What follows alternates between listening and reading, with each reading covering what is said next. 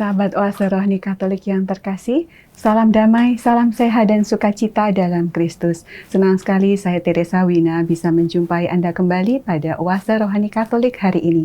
Bersama-sama kita akan membaca firman Tuhan dan menggali inspirasi iman darinya sebagai bekal bagi kita mengarungi padang gurun kehidupan.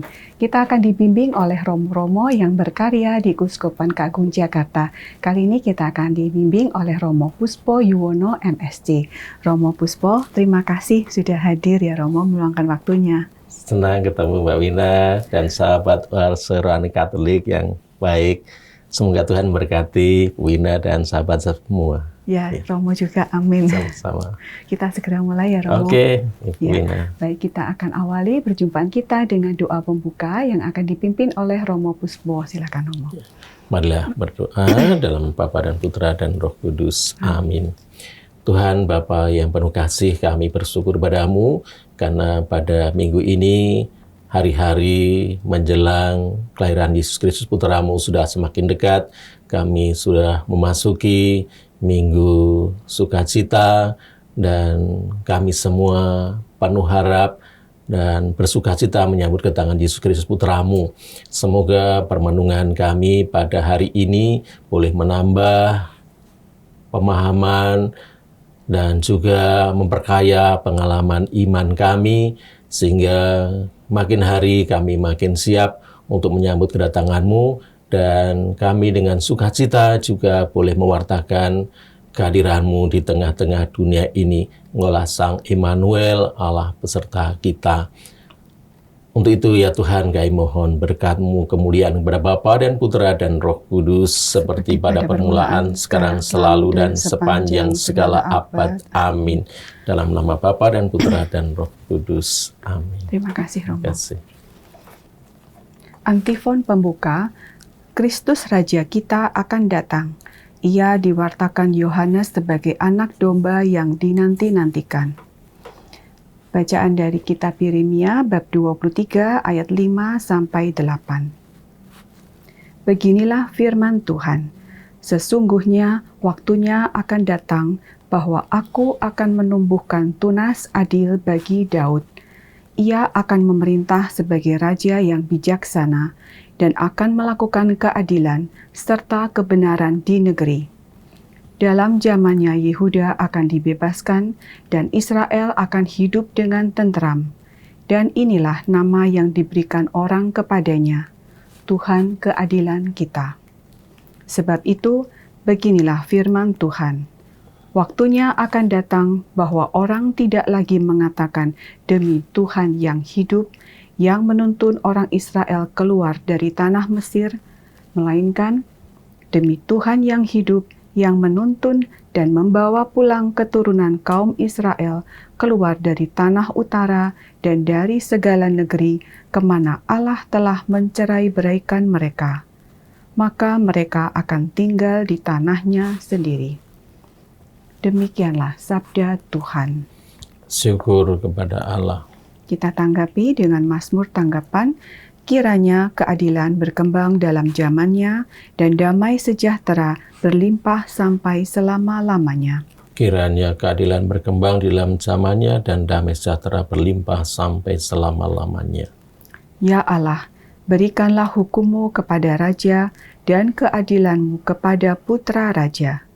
Kiranya ia mengadili umat-Mu dengan keadilan dan menghakimi orang-orang-Mu yang tertindas dengan hukum.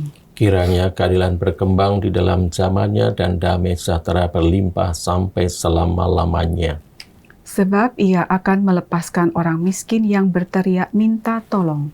Ia akan membebaskan orang tertindas dan orang yang tidak punya penolong. Ia akan sayang kepada orang lemah dan orang miskin. Ia akan menyelamatkan nyawa orang papa. Kiranya keadilan berkembang dalam zamannya dan damai sejahtera berlimpah sampai selama-lamanya. Terpujilah Allah, Allah Israel, hanya Dia yang melakukan perbuatan ajaib. Terpujilah namanya yang mulia selama-lamanya, dan kiranya kemuliaannya memenuhi seluruh bumi. Kiranya keadilan berkembang dalam zamannya dan damai sejahtera berlimpah sampai selama-lamanya. Sahabat Oase Rohani Katolik yang terkasih, mari kita siapkan hati untuk mendengarkan Injil suci diawali dengan bait pengantar Injil. Haleluya, haleluya. Oh Tuhan, pemimpin umat yang memberikan hukum kepada Musa di Sinai, datanglah dan bebaskanlah kami dengan lengan perkasa. Haleluya.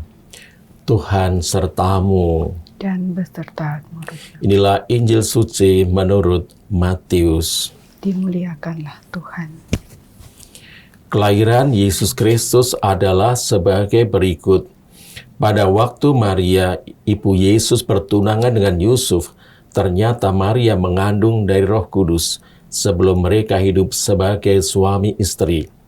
Karena Yusuf suaminya seorang yang tulus hati dan tidak mau mencemarkan nama istrinya di muka umum, ia bermaksud menceraikannya dengan diam-diam.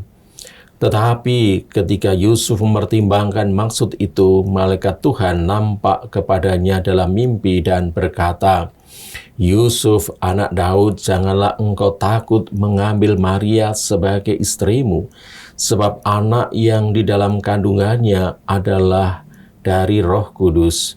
Maria akan melahirkan anak laki-laki, dan engkau akan menamai dia Yesus, karena dialah yang akan menyelamatkan umatnya dari dosa mereka." Hal itu terjadi supaya genaplah firman Tuhan yang disampaikan oleh Nabi. Sesungguhnya anak darah itu akan mengandung dan akan melahirkan seorang anak laki-laki, dan mereka akan menamai dia Immanuel, yang berarti Allah menyertai kita.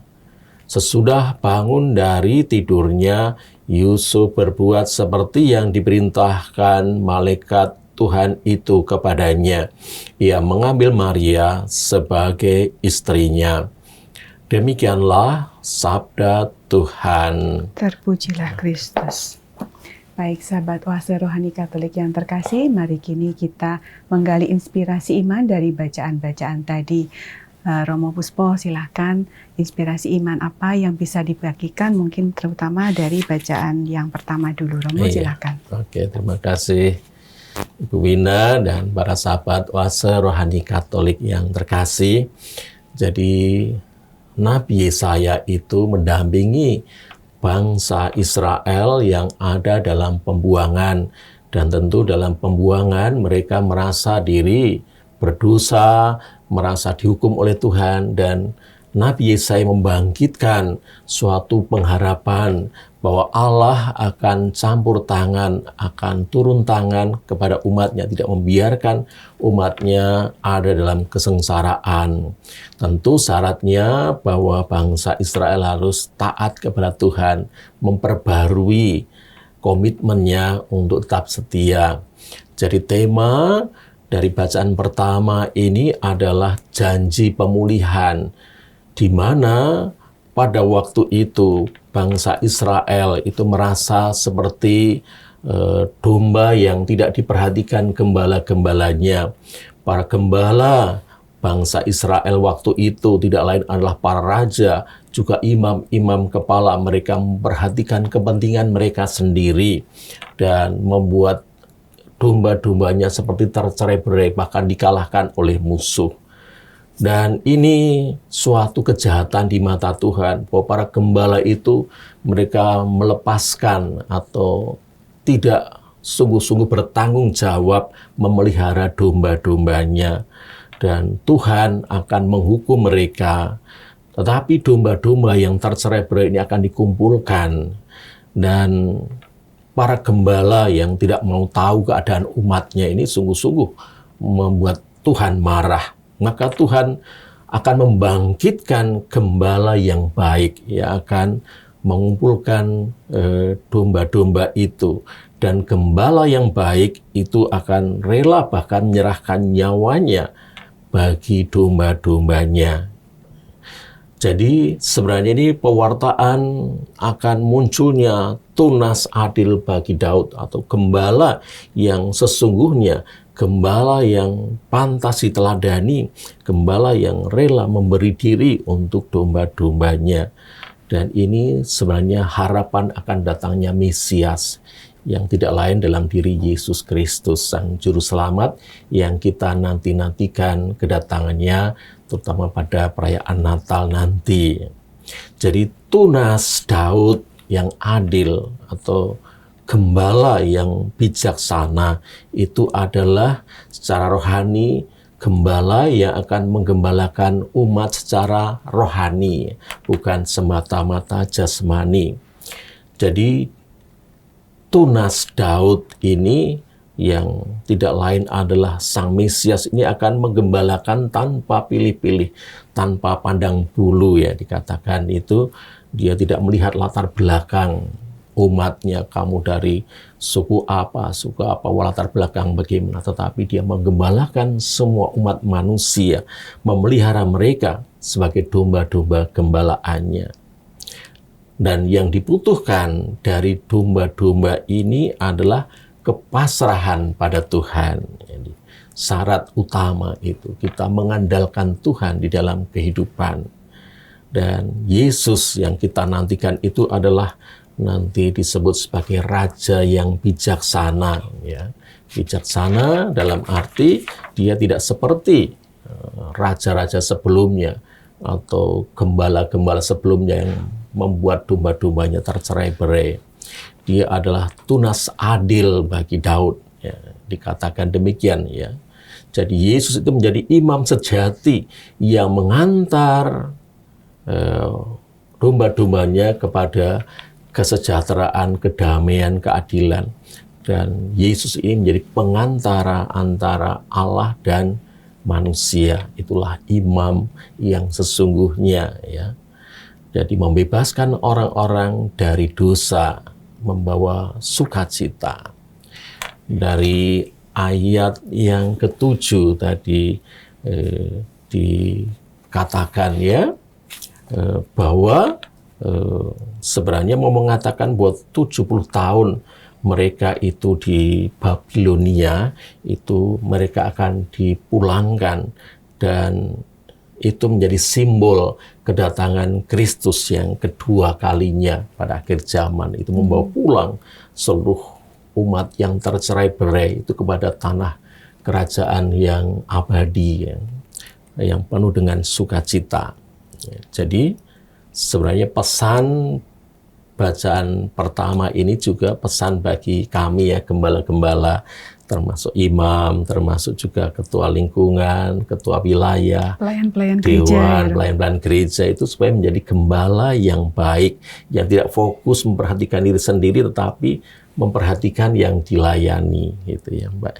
Jadi tanggung jawab, ya, dari para gembala ini yang sungguh-sungguh dituntut terhadap domba-domba yang dilayani, ya.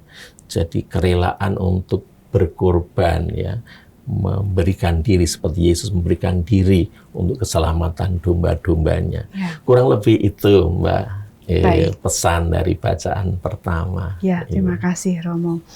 Tadi Romo sebutkan pemimpin-pemimpin zaman itu, imam, raja, itu mementingkan kepentingannya sendiri.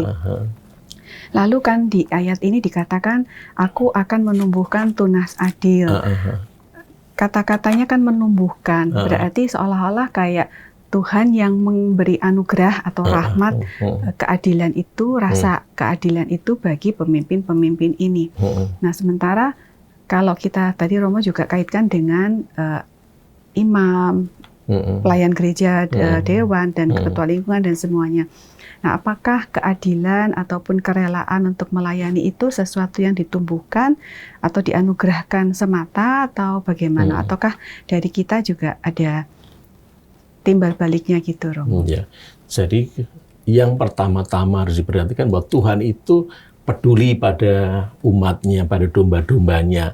Dan Tuhan juga berinisiatif, ya, menumbuhkan, itu kan juga memasukkan suatu panggilan, ya, ke dalam para gembala-gembala ini untuk melayani. Ya. Jadi panggilan menjadi imam, menjadi prodiakon ataupun tua lingkungan itu kan juga panggilan dari Tuhan.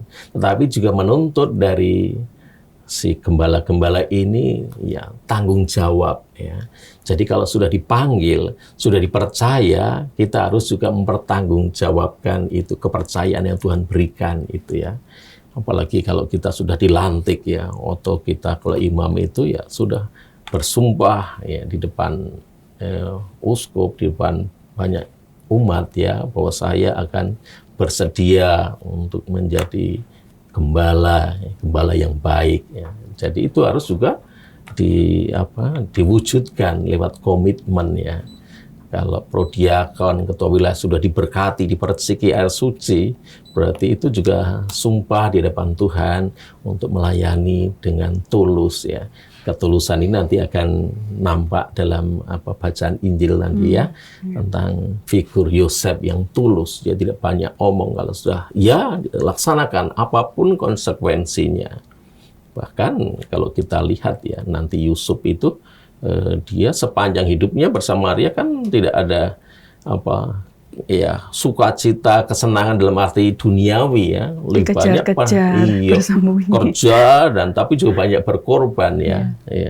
Dan itu tidak pernah memang dalam kitab suci tidak pernah banyak menceritakan tentang Yusuf, tapi dari apa yang dialami Maria, Yesus itu sungguh-sungguh nampak peranan Yusuf itu yang menghantar Maria dan anaknya itu Yesus lari ke Mesir, lalu kembali lagi, dikejar-kejar Raja Herodes dan sebagainya, mau dibunuh. Itu kan suatu sikap, komitmen, konsekuensi dari dia mengatakan dia ketika menerima kabar dari malaikat itu. Iya. Jadi memang keadilan ataupun tugas itu memang diberikan oleh Tuhan gitu ya. Iya. Tuhan yang memberikan, tapi Tuhan juga memberikan kemampuan bagi orang yang sungguh-sungguh tulus melayani Tuhan, melayani domba-domba. Jadi Tuhan tidak membiarkan kamu sudah saya kasih tugas kamu jalan begitu, tidak, tapi Tuhan menyertai ya. Begitu. Jadi kalau kita sungguh-sungguh tulus melayani Tuhan, Tuhan pasti akan berikan kekuatan. Ya, amin. Yang terbersih adalah begini, saya teringat Tuhan waktu memanggil murid-muridnya itu kan sedang bekerja, nelayan dan lain-lain, lalu mereka meninggalkan semua pekerjaannya.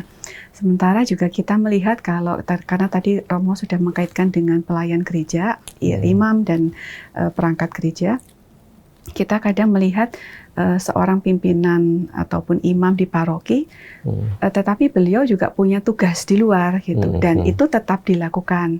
Mungkin jabatan entah dari provinsial atau jabatan apa gitu ya Romo. Jadi tidak semata-mata hanya tugas sebagai kepala paroki ataupun pastor rekan gitu. Nah itu apakah seharusnya kalau tadi murid-murid Yesus itu kan benar-benar total meninggalkan pekerjaannya dan melayani di sini. Nah, kalau sementara kita ini apakah karena kekurangan orang atau gimana? Jadi akhirnya pelayanan di paroki mungkin juga tidak bisa maksimal gitu, Romo. Kalau kita belajar dari Santo Paulus ya, Paulus kan dia selain menggembalakan umat, tapi kan dia bekerja untuk memenuhi hidupnya dengan membuat tenda. Jadi kesibukan duniawi ya untuk kalau yang awam untuk mencari rezeki bagi keluarga itu tidak langsung ditinggalkan lalu melayani full di gereja. Jadi tetap dua-duanya jalan ya. Juga imam itu kan banyak sekarang ini banyak yang rangkap tugas. Saya juga beberapa tugas saya terima ya. Sejauh saya ada waktu dan saya berusaha, tentu tugas utama itu dilaksanakan. Kita kan punya SK utama, tapi juga tugas tambahan-tambahan itu ya sudah kita jalankan. Tentu arahnya demi kemuliaan Tuhan, bukan menjadi jalan untuk popularitas diri, untuk mencari nama diri sendiri itu ya. Semuanya dijalankan demi kebaikan umat dan demi pelayanan kepada gereja, gitu. Ya, karena ada seorang teman itu dia juga diminta untuk melayani di gereja, cuman ada kesulitan dan ada beban untuk lebih memperhatikan keluarga. Nah, itu jadi akhirnya bingung antara pilih pelayanan, apakah ambil tugas pelayanan itu sambil tetap punya beban ini ataukah dilepas gitu, Romo. Sering kan orang kadang-kadang punya alasan, waduh saya masih sibuk nih urus anak, nanti urus cucu, anak saya belum selesai kuliah, lalu kalau sudah ada cucu lagi urus cucu lagi, nanti setelah tua sudah lansia baru mulai, wah sudah terlambat ya. Kita dari awal ini kita harus kita pintar-pintar membagi waktu, tapi jangan sampai pincang kalau banyak waktu di gereja lalu keluarga terbengkalai. Itu juga sesuatu yang jahat sebenarnya, karena tugas utama sebagai para keluarga ya mengurus keluarga, bahwa di sisi lain juga kita harus melayani. Itu juga menjadi tanggung jawab yang dengan bijak sebenarnya kita bisa memilah-milah, menentukan kapan saya harus kadang-kadang menarik diri. Kalau memang keluarga misalnya ada yang sakit, membutuhkan perhatian khusus, tapi sebisa mungkin kita cukup adil lah antara mencari untuk diri sendiri, tapi juga untuk pelayanan kepada umat, kepada Tuhan. Ya. Gitu. Jadi tetap harus menimbang-nimbang ya. Iya, dengan bijak ya. Juga kalau saya misalnya imam, saya merasa terlalu banyak tugas ya, saya berani menolak ya. Sudah fokus saya di sini ya, gitu. Supaya tidak hanya setengah-setengah semuanya. Akhirnya tidak optimal. Iya, benar. Ya. Baik, terima kasih Romo untuk inspirasinya. Kita rehat dulu sejenak ya Romo. Kita akan sambung lagi di sesi yang kedua. Mari kita endapkan dulu apa yang sudah disampaikan oleh Romo Puspo dari bacaan pertama tadi. Kita akan jumpa lagi di sesi yang kedua.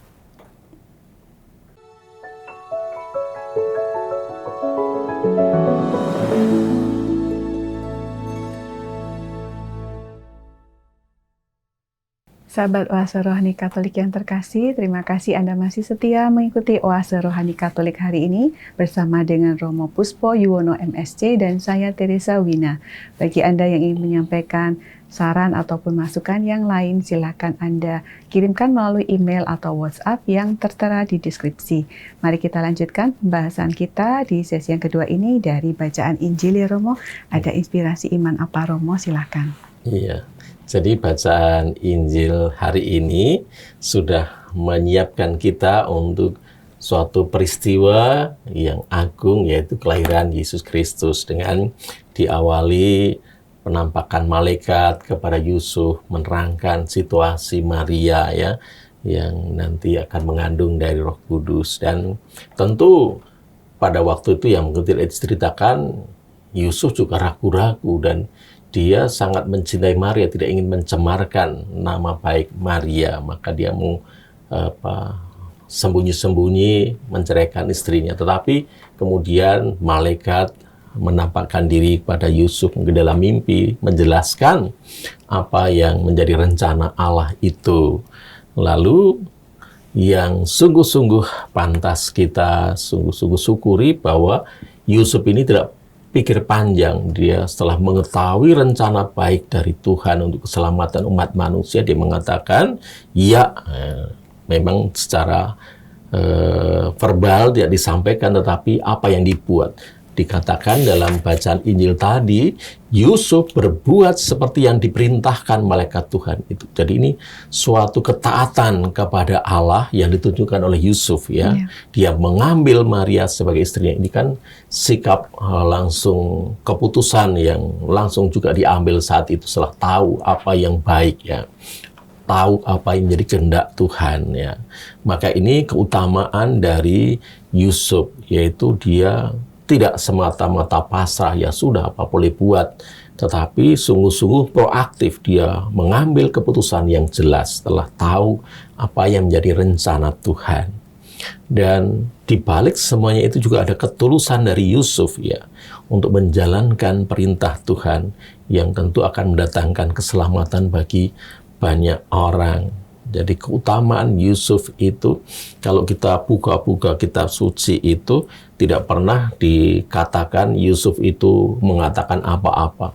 Tetapi apa yang dibuat itu tidak banyak kata-kata, tetapi sungguh-sungguh suatu tekad, niat untuk melaksanakan perintah Tuhan, ketaatan yang penuh pada Tuhan. Tindakan nyata ya. Tindakan nyata, ya. Dan ini juga disertai dengan sikap kerendahan hati, ya. Dia tidak banyak ngomong dan melaksanakan itu juga menunjukkan kerendahan hati, ya. Dia tidak langsung membalik. Lalu bagaimana? Apa yang saya dapatkan dan sebagainya. Itu kerendahan hati, ya. Hanya melaksanakan apa yang diperintahkan Tuhan. Dia sebenarnya sama dengan Maria. Aku ini hamba Tuhan, ya. Hanya melaksanakan apa yang Tuhan kehendaki, ya. Jadi ini penting, yaitu bagi kita semua untuk kita juga dalam kehidupan ini belajar untuk pelan-pelan mengenal apa yang Tuhan kehendaki dalam diri kita. Lalu setelah tahu, lalu kita laksanakan. Tentu kita kadang-kadang bertanya sih, loh bagaimana kita bisa tahu apa yang menjadi kehendak Tuhan? Kalau itu ini kan enak, iya, malaikatnya muncul gitu. Tapi dalam kehidupan kan kita ya tidak tahu apa sih kehendak Tuhan. Misalnya contoh, ini anak kita ini perempuan, ini punya pacarnya 3, ini si A, si B, si C, 3-tiganya baik. Lalu mana yang sungguh Tuhan kehendaki misalnya? Ya, atau kita juga barangkali yang belum punya pasangan, lalu dia baik, dia baik, dia baik. Lalu mana sih yang Tuhan kehendaki untuk menjadi pasangan saya, gitu kan? Jadi Tuhan itu mengaruniakan kita kan akal budi, ya, kehendak bebas juga. Tuhan itu tidak pernah, kamu ini cocok dengan ini, ya, yang sana tidak cocok, tidak. Tuhan memberikan pilihan bebas kepada kita. Jadi dengan akal budi, dengan kita juga punya hati, kita bisa menentukan, ini yang cocok. Mungkin dia seiman, lalu dia rendah hati. Kita bisa melihat sikap-sikapnya. Lalu bahkan Tuhan juga barangkali menghendaki, kamu juga pilih sana baik, si sana juga baik, ya. Ini juga menyangkut nanti, ya, dalam pemilu tahun depan, ya, boleh, ya. Mana sih itu 3-tiganya ini, waduh ada kelebihan. Tapi kita Tuhan, kalau kita hening, kita diajak untuk jernih melihat masing-masing pribadi ini. Dan yang utama adalah apa yang berguna untuk kesejahteraan bangsa ini ke depan. Bukan soal tokohnya. Tokoh itu bisa menjadi alat Tuhan, tapi ini yang paling penting adalah kedamaian bangsa kita, kesejahteraan bangsa kita, bukan semata-mata orangnya. Ini penting, ya. Jadi kehendak Tuhan itu selalu membahagiakan, membawa kesejahteraan, tidak pernah membuat kita lalu menjadi bingung, cemas, takut, khawatir, ya. Tapi sungguh-sungguh kalau kita hening, kita bisa memahami dengan pikiran kita mana yang sungguh-sungguh cocok, mana tentu semuanya punya kelemahan, ya, kelemahan masing-masing. Tetapi dari antara yang kekurangan-kekurangan, mana yang kekurangannya itu yang bisa ditolerir, yang juga depan ini bisa memimpin negara ini dalam keadaan yang stabil, ya, tidak banyak macam-macam, ya. Ini juga penting, ya. Lalu kita bisa melihat latar belakang dulu, masa lalu dari masing-masing ini. Kita tentu dalam keheningan kita bisa gampang lah sebenarnya melihat, ya. Tidak terombang-ambing oleh tidak terombang-ambing dengan apa kata orang, apa yang di medsos ini. Kalau tidak kita punya keheningan seperti Santo Yusuf ini, kita bingung, ya, dengan situasi medsos begini. Beritanya kan betul, yang ini yang kadang-kadang hoax, waduh, kadang-kadang ini jadi bagus, kadang-kadang ini jadi tidak bagus. Hening di hadapan Tuhan, ya. Di sana dalam doa, Tuhan akan memberikan penerangan, ya, pada kita, ya. Apalagi kita memiliki akal budi dan juga, ya, budi kita bisa menimbang-nimbang dengan jernih, ya. Jadi gitu. Ciri kehendak Tuhan itu membawa kedamaian, ketenangan, dan juga kita merasa bahagia, merasa oke. Kita bisa tahu, ya. Seperti juga kalau Yusuf, ya, memang dalam ini, tapi juga mungkin setelah dari itu kan ada beberapa saat menimbang-nimbang, ya. Mungkin dia langsung bangun langsung, ya. Tapi yang kamu bilang tadi, ciri dari kehendak Tuhan itu kedamaian. Iya. Itu kan setelahnya Romo, setelahnya keputusan kita ambil. Nah sebelum keputusan diambil ini loh Romo. Tapi tadi Romo ada kata-kata yang bagus yang saya akan ingat-ingat, bahwa kadang misalkan ada pilihan dua, A bagus, B bagus, tapi kemudian Romo katakan bagaimana dia akan membawa ke depannya itu kebaikan yang seperti apa, itu mungkin jadi satu pertimbangan yang jadi bisa. kalau kita dalam memutuskan juga merasa tenang, oke, ya, sampai merasa ini baik, dan kita rasa tidak dalam kebimbangan, sudah ambil keputusan tapi bimbang. Nah, jadi kita merasa oke, ini yang terbaik. Nah, jadi kalau kita bawa dalam suasana doa, keheningan Tuhan itu kan menunjukkan ini, dan kita mengambil itu dengan keyakinan, ya, yakin, ya, bahwa kadang-kadang ya ada kekeliruan, tapi kemungkinan kalau Tuhan menyertai itu kita akan dapat menentukan yang terbaik, ya, dengan mengandalkan Tuhan, ya, di dalam kehidupan. Teman saya pernah bilang gini, kalau Romo tadi bilang misalkan kekeliruan kita sudah ambil keputusan yang salah gitu. Dia pernah, karena dia merasa juga pernah mengambil keputusan yang salah gitu. Tapi kemudian dalam perjalanannya itu dia bilang, tapi Tuhan tuh baik loh, tetap mendampingi dalam kesalahan keputusan yang diambil itu, tetap didampingi dan diberi hal-hal yang baik gitu. Jadi meskipun keputusannya salah, misalkan kalau orang naik mobil belok kanan itu jalanannya terjal gitu, tapi dalam keterjalan itu dia tetap selamat gitu, sampai misalkan muter gitu Romo. Harusnya dia lurus begini gampang ya, kayak mungkin bahasa Israel dulu ya Romo ya, muter gitu, tapi toh nyampe dan selamat gitu. Jadi seperti itu ya, kita naik kendaraan, ya keliru, tapi juga akhirnya sampai sana. Nah, sampai sana itu jalan yang ditujukan Tuhan, ya, bukan ke jalan yang akhirnya jalan buntu. Ya. Jadi kadang-kadang Tuhan memakai jalan putar, ya, dalam kehidupan kita. Sering juga kita lihat tokoh-tokoh yang terkenal, kan Santo Paulus, kan tadinya Saulus yang menganiaya, tapi justru lewat orang yang menganiaya itu Tuhan berkarya lewat Paulus menjadi Rasul Agung. Petrus juga menyangkal, ya. Para murid juga banyak yang lari, kan, menyangkal. Tapi Tuhan memakai orang-orang yang begitu, yang pernah mengalami kejatuhan, kedosaan, dipakai oleh Tuhan. Asal kita kembali pada Tuhan dan Tuhan menyertai, ya. Jadi, mungkin itu yang dimaksud tadi di bab bacaan pertama, kan Tuhan membawa pulang ya Romo. Iya. Jadi kayaknya kalau kita pun salah ya tetap Tuhan bawa pulang kita. Gitu. Ke jalan yang benar, ya. Asal kita selalu, ya, berusaha mengandalkan Tuhan, ya. Jadi pengalaman negatif pun bisa menjadi jalan bagi Tuhan untuk membawa keselamatan, ya.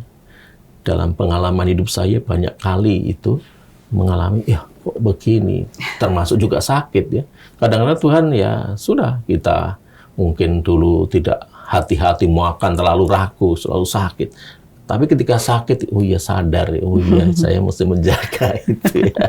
Begitu. Jadi kadang-kadang Tuhan mengizinkan, ya, kita ya mengalami kelemahan manusia, tapi kalau kita mengenal Tuhan, Tuhan akan memberikan yang, ya, terbaik lah untuk kita. Tetap dibimbing untuk balik lagi gitu, ya, kembali ke jalan yang benar gitu, ya.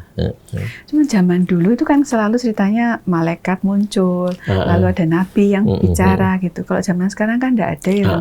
Kenapa dulu ada sekarang? Jadi malaikat itu kan juga ini simbol. Itu malaikat itu juga dalam diri kita pun punya malaikat. Malaikatnya dalam suara hati kita. Itu malaikat, ya. Kalau kita setia pada suara hati, itu tuntunan malaikat, ya. Yang kita tentu tidak pernah melihat malaikat, tetapi malaikat itu ada menuntun kita, ya. Kadang-kadang juga kita tidak tahu, musuhnya kita masuk jurang, tetapi malaikat menolong saya.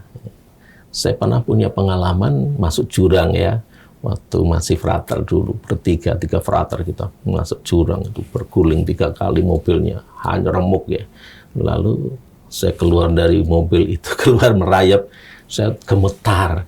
Tapi saya merasa ini tangan Tuhan masih menjaga saya, sehingga saya mobil hancur, tapi saya tidak mati. Saya pikir tadi, waduh, saya mati ini sudah. Tapi ternyata tidak.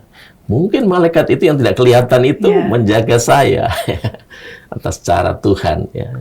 Karena menurut akal sehat tidak mungkin kita bisa selamat begitu. Tapi Tuhan masih mengizinkan saya hidup Puji sampai Tuhan saat ya, ini. Romo, ya. Iya, jadi malaikat itu masih ada meskipun ya kita tidak pernah terlihat. ya waktu itu mungkin digambarkan mungkin ini juga suara hati dari Yusuf, tapi untuk menggambarkan suara hati kan malaikat ya, malaikat menyertai ya. Barangkali waktu itu malaikat juga tidak ada, tapi tidak muncul, tapi dalam keheningan Yusuf menimbang-nimbang akhirnya di bawah tuntunan Tuhan ya. Bayi itu kan katanya kalau orang zaman dulu bilang juga ada malaikat. Iya, kan? malaikat. Kalau jatuh ya. apa itu katanya. Kita punya malaikat pelindung masing-masing ya. Jadi itu bentuk tuntunan Tuhan ya. Bahwa apa dieksplisitkan di situ malaikat menyertai ya. Banyak hal yang terjadi yang juga tidak ditulis dalam kitab suci ya. Iya, baik. Kalau tadi kita kan ceritanya Yusuf dalam tidurnya dia mendapatkan inspirasi sehingga ada juga yang sekarang kan ada yang patung Yusuf tidur kalau tidak salah ya Romo ya. Yohanes Yesus tidur ya. Itu apakah jadi kalau dalam kediaman pun kita juga bisa dapat inspirasi, lalu juga kita bisa berkarya. Cuman tidak semua orang kadang-kadang kan ada juga timbul ke ego-ego manusia yang ingin muncul gitu ya Romo ya. Kalau Yusuf ini kan tidak, hampir bisa dibilang tidak terlalu menonjol di dalam kitab suci. Tidak pernah berkata-kata apapun ya. Iya. Nah supaya kita kalau kadang-kadang ada cerita teman saya, dia melihat, aduh ini suaminya kok tidak muncul gitu, tidak menonjol gitu.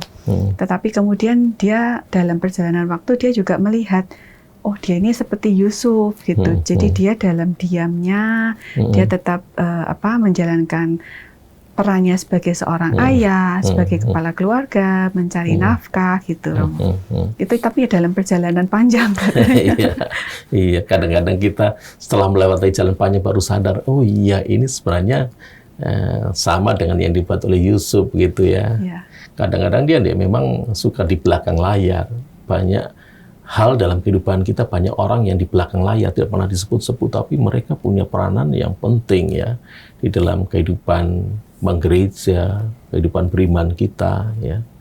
Misalnya wali baptis saya kan tidak pernah disebut-sebut, tapi dia berjasa dulu ya, mendampingi waktu masih kecil misalnya gitu ya.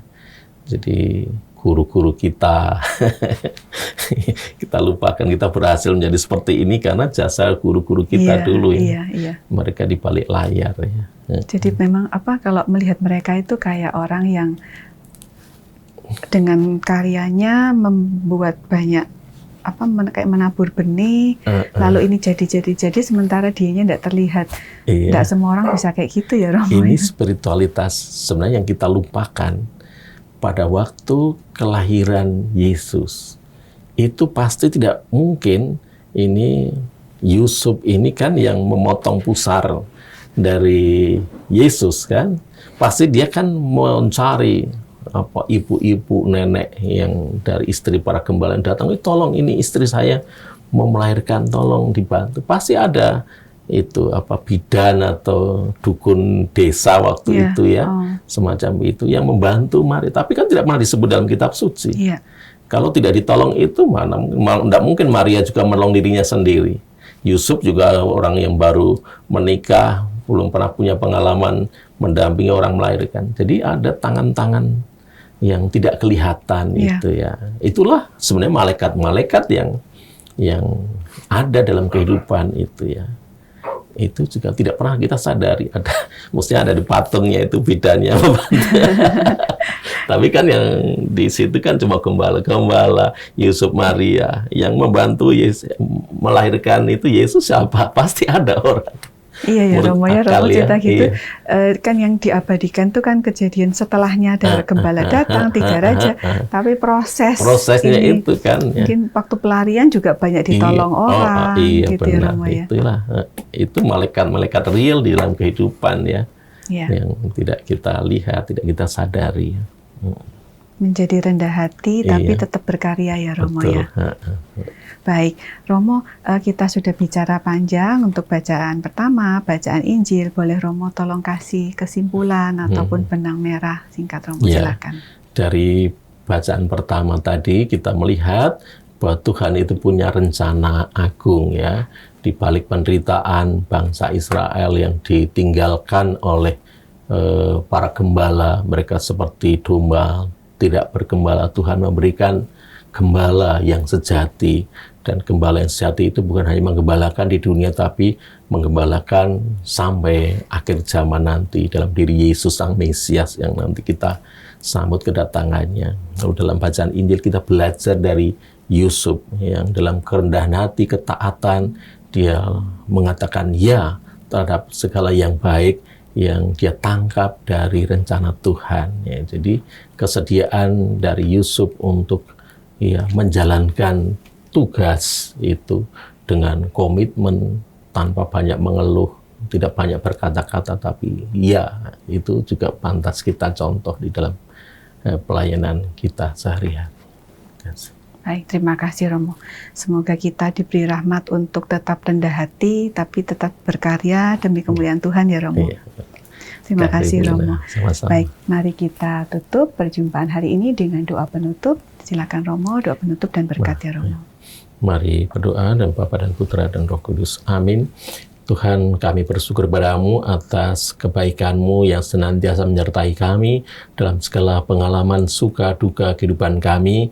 Kami hari-hari ini hendak menyiapkan hati kami untuk menyambut kedatangan Sang Juru Selamat. Berkatilah, semoga kedatangan Sang Immanuel, Allah beserta kita, sungguh-sungguh kami rasakan dalam kehidupan, sehingga hidup kami penuh pengharapan, optimisme, dan senantiasa setia untuk menjalankan tanggung jawab yang diberikan kepada kami masing-masing, khususnya sebagai gembala-gembala, pelayan-pelayan di dalam gereja.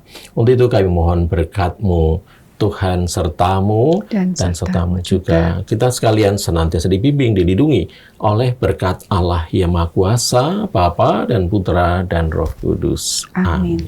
Terima kasih Romo Puspo untuk kehadirannya. Ya, sama-sama. Terima kasih juga mengingatkan kami untuk tetap rendah hati dalam setiap pelayanan kami, baik di keluarga maupun di gereja, di masyarakat juga ya Romo. Sehat-sehat ya Romo. Sehat-sehat. Sampai jumpa. Kita ucapkan juga terima kasih kepada segenap pimpinan, pengurus, dan tim teknis Oase Rohani Katolik yang telah mendukung hingga acara ini bisa berlangsung dengan lancar. Juga kepada semua sahabat Oase Rohani Katolik yang selalu setia mengikuti acara ini. Kita jumpa lagi di sesi yang berikutnya. Salam sehat dan sukacita dalam Kristus.